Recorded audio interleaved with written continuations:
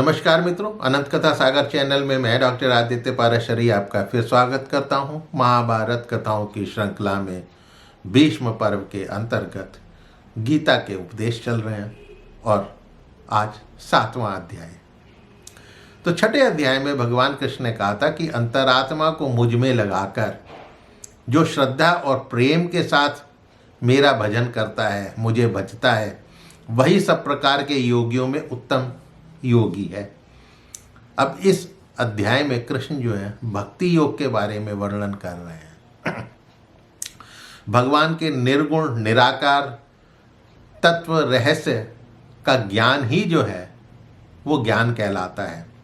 सगुण निराकार और दिव्य साकार तत्व के लीला रहस्य का यथार्थ ज्ञान वो विज्ञान कहलाता है। यानी जो दिव्य साकार उनके लीला रहस्य क्या है, क्यों, कैसे, ये जो रहस्य जानने की जो कोशिश है वही विज्ञान कहलाती है। ज्ञान और विज्ञान के द्वारा जब भगवान का समग्र उसका सब पूर्ण स्वरूप की उपलब्धि जिसे हो गई, उसे आगे जानने के लिए कुछ बचता ही नहीं है।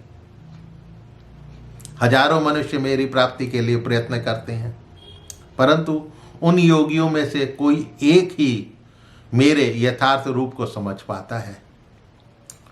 जड़, प्रकृति, पृथ्वी, जल, अग्नि, वायु, आकाश, मन, बुद्धि, अहंकार और चेतन प्रकृति जीव रूपी जो है, ये दोनों ही मेरी प्रकृति हैं।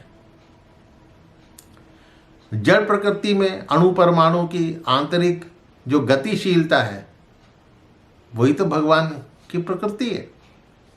इस जगत में सभी इन दोनों प्रकृतियों से ही उत्पन्न होते हैं, इसीलिए संपूर्ण जगत का मूल कारण मैं ही हूं। यहाँ पे कृष्ण अर्जुन को बता रहे हैं कि सभी चीज़ों के गुण, यानी जल में रस, सूर्य में तपिश या सूर्य का प्रकाश, चंद्रमा का प्रकाश, वेदों में ओंकार, आकाश में शब्द यानी आवाज़, पुरुषों में पुरुषत्व यानी कर्म करने की इच्छा बल, वो मैं ही हूँ। धरती में गंध, अग्नि में ताप, तपस्विनियों का तप, बलवानों की आसक्ति, कामना से रहित बल, धर्मशास्त्र के अनुकूल जो काम है वो भी मैं ही हूँ। सात्विक गुण, राजसिक गुण और तामसिक गुण ये मुझसे ही होते हैं, मेरे ही कारण होते हैं। इन्हीं तीनों गुणों के कारण जो है संसार मोहित होने से मुझे नहीं जानता, मुझे अविनाशी को नहीं जानता है। अब विज्ञान की दृष्टि से यदि देखा जाए तो हर एक तत्व का गुण, स्वाद, कुदरत के अलग अलग रंग जो हम देख पाते हैं, स्पर्श और गंध जो महसूस करते हैं, सब में वही तो है। क्या हम उसको बनाते हैं? इसी को भगवान की माया कहा जाता है।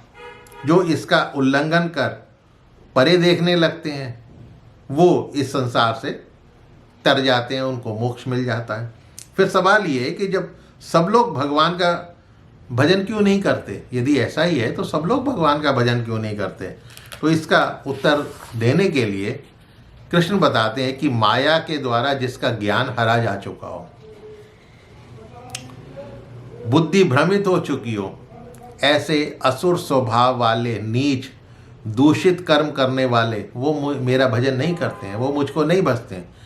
केवल 4 प्रकार के मनुष्य ही मेरा भजन करते हैं। वो कौन है? अर्थार्थी, यानी जो इस लोकों के भोगों तथा परलोक के भोगों के लिए भगवान पर निर्भर करते हैं, विश्वास करते हैं। अब उसमें कौन आते हैं? जैसे सुग्रीव हैं, विभीषण हैं, ध्रुव आदि। दूसरे हैं आर्त, जो शारीरिक या मानसिक कष्ट से छूटने के लिए श्रद्धा से मेरा भजन करते हैं। उसमें द्रौपदी का नाम लिया जाता है। शारीरिक कष्ट थे, इसलिए जब द्रौपदी का चीरहरण हो रहा था तो आर्त भाव से, आर्त सुरों में उन्होंने भगवान कृष्ण को पुकारा था। तीसरे कौन है? जिज्ञासु, सब कुछ त्याग कर परमात्मा के तत्व को जानने की चेष्टा करने वाले जो हैं, इसमें उद्धव का नाम लिया जाता है। ज्ञानी, ज्ञानी कौन है? जो परमात्मा को प्राप्त कर चुके हैं, जिनके लिए परमात्मा के अतिरिक्त कुछ है ही नहीं। अब इसमें किसका नाम है? शुकदेव, नारद जी, सनकादि, प्रहलाद, भीष्म, ये लोग ज्ञानी पुरुष थे। जो ज्ञानी है वही मुझे प्रिय हैं और उन्हें मैं प्रिय हूँ।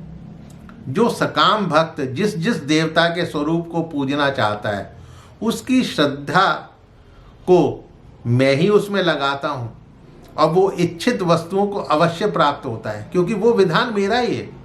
अब ब्रह्मा की आप तपस्या करें, ब्रह्मा जी ने प्रकट होकर यदि रावण को कोई वरदान दे दिया या शिव जी ने प्रकट होकर रावण को वरदान दिया, तो वो मेरी ही इच्छा है, मैंने ही उनको बनाया है कि जो आपकी तपस्या करेगा, आपकी ये विवशता है उसको वरदान देने की। परंतु छोटी बुद्धि वालों को ये मिलने वाला धन, पुत्र, राज्य इत्यादि ये नाशवान होता है। वो लोग मेरे अविनाशी भाव को ना जानकर परमात्मा को मनुष्य की भांति या व्यक्ति भाव मानकर चलते हैं। अब मैं इस जन्म में मतलब जो है कृष्ण, जैसे अर्जुन ने पहले भी पूछा था कि आप सूर्य को कैसे शिक्षा दे सकते हैं, आप तो अभी तो पैदा हुए हैं, तो आप व्यक्ति भाव से ही जान रहे हैं, उससे परे जानने की चेष्टा नहीं कर रहे हैं। इसीलिए यहाँ पे कह रहे हैं कि जो मेरे अविनाशी भाव को ना जानकर परमात्मा को मनुष्य की भांति व्यक्ति भाव मानकर चलते हैं, वो मुझे नहीं भजते हैं। मैं तो योग माया से छिपा हुआ हूँ, मैं तो सबको जानता हूँ, लेकिन श्रद्धा भक्ति रहित पुरुष जो है मुझे नहीं जानते।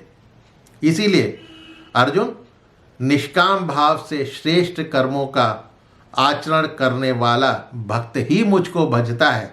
जो मेरी शरण में आकर जन्म मरण से छूटने की कोशिश करता है, वही ब्रह्मा को, संपूर्ण अध्यात्म को तथा संपूर्ण कर्म को जानता है। वही अंत काल में भी मुझे जानते हैं और मुझको ही प्राप्त करते हैं। तो इसलिए अर्जुन, उठ और युद्ध के लिए तू तैयार हो जा। तो मित्रों, ये अध्याय यहीं समाप्त होता है। अगले अध्याय के लिए थोड़ा सा इंतज़ार कीजिए। मेरे चैनल को सब्सक्राइब करना मत भूलिएगा और अपने इष्ट मित्रों से इसको शेयर अवश्य कीजिएगा। तो मिलता हूँ अगले एपिसोड में गीता के 8वें अध्याय को लेकर। तब तक के लिए नमस्कार।